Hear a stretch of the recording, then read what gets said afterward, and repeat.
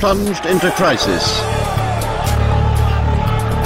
The warning signs were there 10 years earlier. Everyone saw them. America is addicted to oil, which is often imported from unstable parts of the world. With demand for oil soaring in booming China and India, Saudi Arabia has threatened to turn off the taps to the west, sparking an oil shock. We haven't moved. The price has. I think most people don't accept what's going to hit us. Most people don't accept that this is a real possibility, and they don't accept the consequences of it. The age of oil is coming to an end.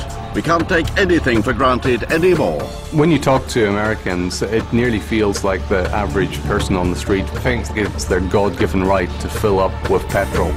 So now the race is on to the ends of the earth in a desperate search for black gold. They think this is the next giant oil field.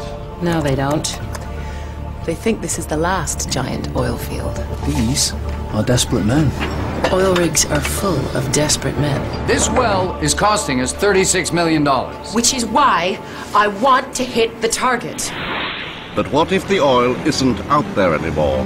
What then?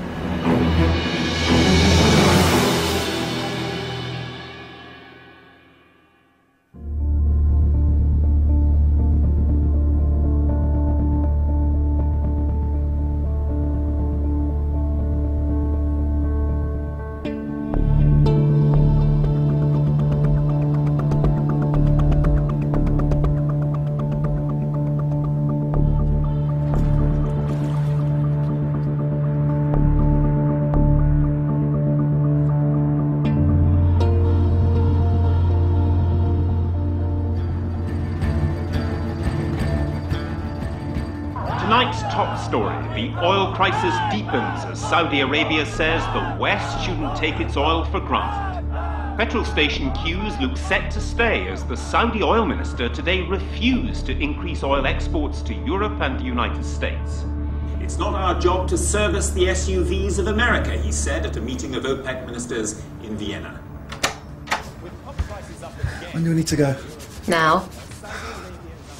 What took you so long, Nick? Calculating the wave power you generated when you washed your feet? I felt dirty, Jess. Didn't look it. The news has sent crude prices up by a further $5 to $95 a barrel. On the current course of the way we're developing our society in the United States and Europe and the rest of the world, we have an addiction for oil that can't stop. Analysts predict prices of over $100 a barrel in the next week, the highest oil price in history. And the minute we have an unpleasant supply disruption, we're going to have a crisis. A future oil shock, like the one from Saudi Arabia, will produce very, very difficult policy dilemmas for governments. What it means to the world is that consuming countries throughout the world will be unable to get the oil they need to service their economies. If it's a severe oil shock, you might actually see panic buying happening straight away. People filling up their cars because they're worried that oil within a few weeks would actually run out at petrol stations.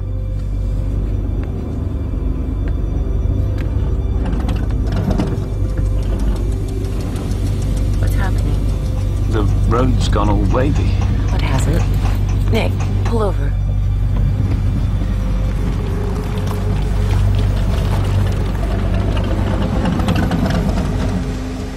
The power's gone. Why has it?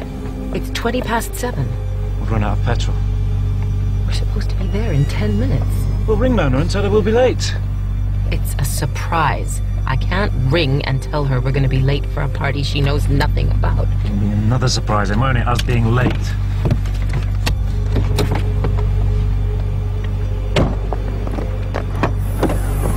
You were supposed to get some fuel. I know. So, why didn't you? Because every garage I passed yesterday, I queued down the street and I was late. Where's the petrol? Can't.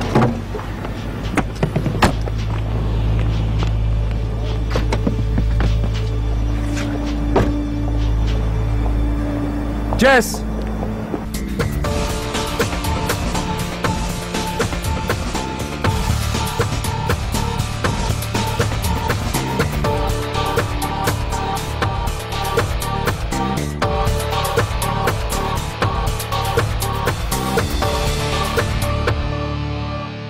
Jess, I thought there was enough petrol for tonight. What if we'd run out this afternoon when I was on my own? I didn't know you were going anywhere. I had an appointment at the oil company. You didn't say? Alan rang. The U.S. federal government has finally given them a license to drill a wildcat oil well in Alaska. The Arctic Wildlife Refuge. They've studied all the data and they're going to use my prospect. What about us? I've studied the evolution of the basin. It's my field work. It's my well. And no one else has a say? We agreed that I would give up work. We agreed that I would go through IVF treatment after IVF treatment, and I've done it for a year and a half. And where has it got us? You don't have to go to Alaska. Just for a few months. I can't carry on not working, not being pregnant, not living my life. This isn't where I want to be, Nick.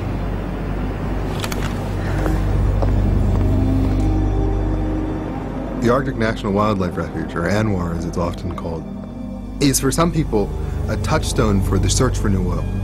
It's really an untouched area of natural beauty in a very remote corner of Alaska. This is a classic case where the desire for environmental preservation and the search for oil come into conflict. So actually allowing it to be opened up and be drilled is, in effect, admitting that America's got a serious problem and wants to lower its dependence on foreign oil by any means whatsoever.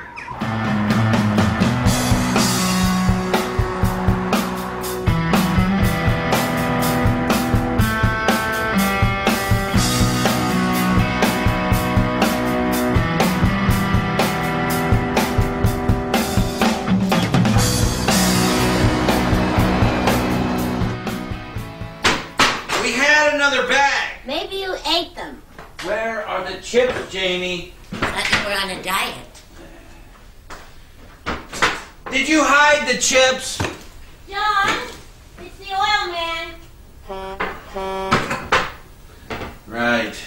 In an oil shock, our lives will change. Typically what happens when the oil price goes up rapidly is that, especially coming up to a high demand period such as the winter, many areas like Minneapolis have to survive off heating oil, and the heating oil gets priced off the oil price. So if the oil price is doubling, then your heating oil for that winter is doubling.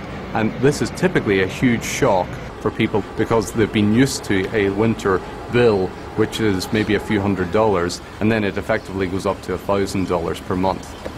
Got a new car, huh? Yep. Fill it up yesterday? You bet I did. $3.50 at the station on Cleveland Road this morning. Person wants to drive his car, he'll find a way. You'll be wishing you bought a bicycle. How much is this going to cost me? 400-gallon tank? 1,300, 1,400. It cost me $1,000 last spring. They should have called us in early fall. It's cheaper then. Snow at the end of the week. They're going to have us building our own coffins next. Yeah, I reckon we already are. Just don't expect the Saudis to put gas in the hearse. That's it. I think people today are only starting to really accept the fact that their basic lives, in terms of their ability to get around, their ability to heat their homes, the fact that they have a job, depend on stable geopolitics in major oil producers. There's only one global oil market, and we all live in it.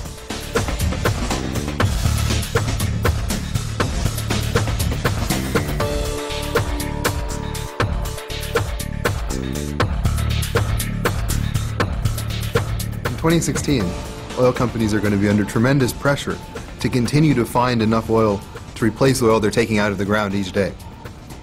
In order to be sustainable, an oil company needs to every day find at least as much oil as it produces. And that's becoming harder and harder as more and more major areas become depleted. Thanks, Jess. This is where we're drilling, Area 1002, the Marsh Creek anticline of the Arctic National Wildlife Refuge. It's been a known oil and gas province for a long time, but it's also environmentally sensitive. There's been heavy opposition to drilling.